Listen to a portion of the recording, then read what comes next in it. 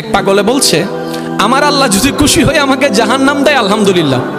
এবার শিক্ষিত সমাজ যারা আমাদের মতো কিছু আছে না, বেশি পণ্ডিত, এবার যাই বলতেছে সবাই চাই জান্নাতে যাইতে, এই পাগলে চাই জাহান্নামে যাইতে। কত বড় গাদা। পাগলে মুস্কি হেসে বলে যায়, হ্যাঁ ঠিকই বলছেন, আপনাদের মতো সুস্থ আমি হতে চাই না, এই পাগলেই থাকতে চাই। এবার তাদের একটু টনক লড়লো, কয় কেন? সবাই চাই জান্নাত, তুমি চাচ্ছ জাহান্নাম।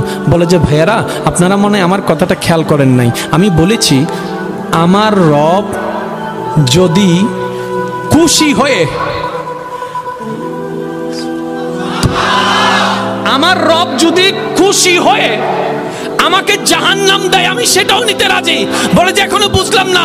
পাগল বলে জ্ঞান দিয়ে রবের বিষয় বোঝা যায় না, দিল দিয়ে বুঝতে হয়। আরে শুনো, রব যখন খুশি হয়ে যাবে জাহান্নামটা জান্নাত হয়ে যাবে, রব যখন নারাজ হয়ে যাবে জান্নাতটা জাহান্নাম হয়ে যাবে।